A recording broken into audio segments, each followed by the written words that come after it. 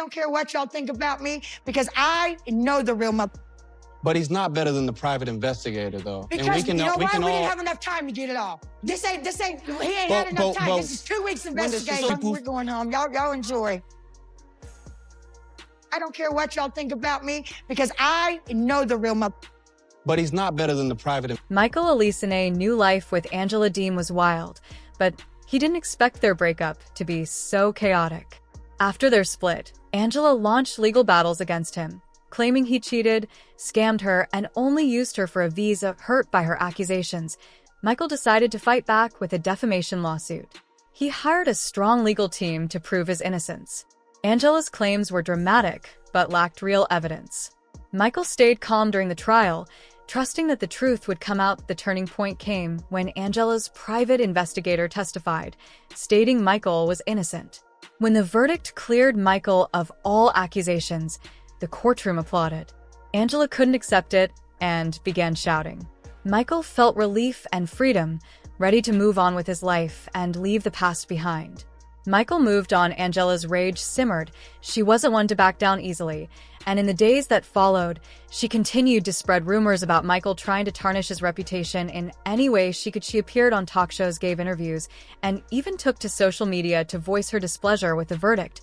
But the more she ranted, the more people began to see her for what she truly was, a bitter, angry woman who couldn't accept that she had lost. Michael, on the other hand, embraced his newfound freedom. He started working on projects he had put off for years, reconnecting with old friends, and even considering new relationships. The trial had been a turning point in his life, a moment when he realized that he didn't need to prove himself to anyone, least of all to Angela. He had been vindicated, and now he was ready to focus on his happiness. As the months passed, Angela's fury slowly faded into the background. The public grew tired of her constant outbursts, and even her most loyal supporters began to question her motives. Michael, however, continued to thrive. He was finally free to live his life on his terms without the shadow of Angela hanging over him.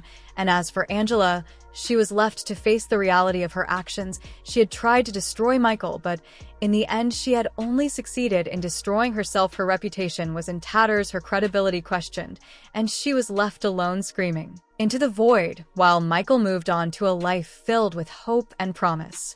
For years, Michael Elisane had been trapped in a relationship that was more about endurance than love. From the moment he met Angela Deem, he had been drawn to her fiery personality and bold confidence, believing that these traits masked a heart that deep down would appreciate the love and loyalty he was willing to offer. But as time went on, Michael began to realize that his devotion to Angela was being taken for granted, his love weaponized against him in ways he could never have imagined. Michael's efforts to show Angela his love were constant and unwavering, whether it was through words of affirmation, small gestures of affection, or his willingness to compromise on almost everything. Michael tried to make Angela feel secure in their relationship. He would wake up early to call her, knowing how much she valued their daily check-ins, even if it meant losing sleep himself. He avoided situations that could be misinterpreted, going out of his way to reassure Angela that she was the only woman in his life. Despite the miles between them, Michael always made sure that Angela knew he was thinking of her, missing her, and planning for a future where they could finally be together. But Angela rarely, if ever, reciprocated these efforts. Instead of meeting Michael's love with kindness, she often met it with suspicion and anger. It seemed like nothing Michael did was ever enough. If he called too much, Angela accused him of being needy. If he didn't call enough, she claimed he was cheating. If he tried to surprise her with a thoughtful gesture, Angela would find a way to twist it into something negative, accusing him of trying to manipulate her. Michael was caught in a lose-lose situation where his love was both demanded and rejected in equal measure. One of Angela's closest friends once remarked in a moment of brutal honesty that Angela treated Michael like a dog, a comment that cut Michael deeply. It was true in a way that Michael was often treated as though his feelings didn't matter, as though he existed only to serve Angela's needs and desires. Angela's friend noted how she would bark orders at him, expecting immediate obedience, and how she rarely, if ever, listened to what Michael had to say to Angela. It seemed that Michael's role in the relationship was to be silent and compliant, always ready to jump at her command, but never allowed to express his own thoughts or feelings. This dynamic was painfully clear in their arguments, which had become more frequent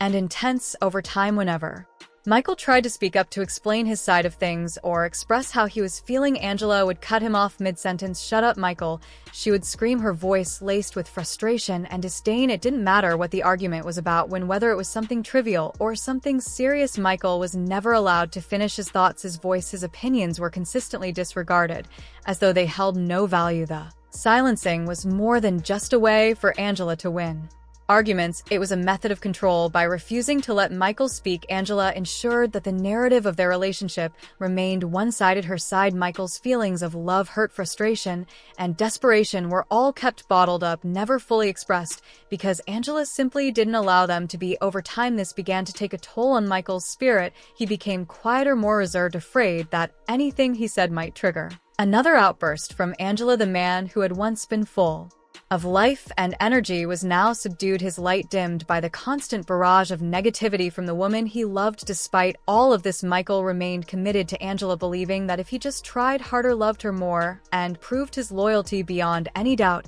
she would finally see how much he cared for her. He wanted so desperately for Angela to understand that his love was genuine, that he wasn't like the men who had hurt her in the past. But no matter what he did, Angela couldn't or wouldn't see it. She was too consumed by her insecurities, too blinded by her fears to recognize the love that Michael was offering her. The culmination of this toxic dynamic was the court case, where Angela accused Michael of cheating, scamming, and manipulating her. As the accusations mounted, Michael felt the weight of all the years he had spent trying to prove his love to someone who refused to believe it. In the courtroom, surrounded by lawyers and witnesses, Michael couldn't help but reflect on all the times he had been silenced, all the moments when Angela had chosen to doubt him instead of trust him. This trial was the ultimate test of his love. But for the first time, Michael wasn't fighting to prove himself to Angela. He was fighting to prove himself to the world. When the private investigator Angela had hired revealed that Michael was innocent of all the charges, a wave of relief washed over him. For years, he had been trying to show Angela that he was a good man, that he loved her, and that he was worthy of her trust. And now, in the most public way possible, that truth had been validated. Michael wasn't the man Angela had painted him to be.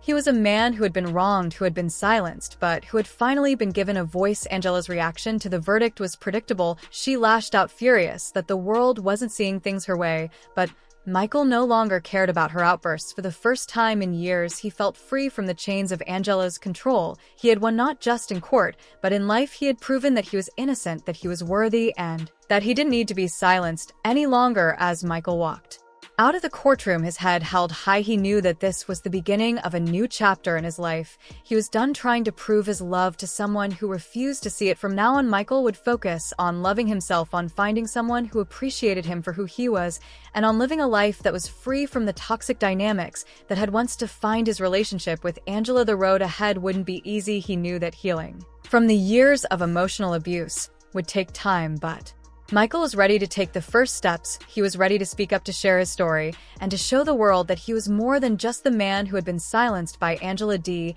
He was Michael Elisani, a man who had fought for his freedom and won.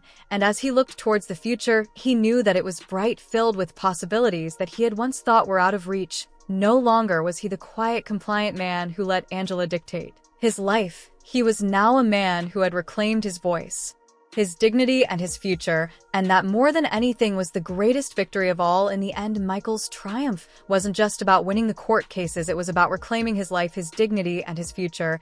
And as he looked towards the future, he knew that no matter what challenge lay ahead, he was strong enough to face them. Michael had been through the storm, and now he was finally free to enjoy the sunshine. Thank you for watching.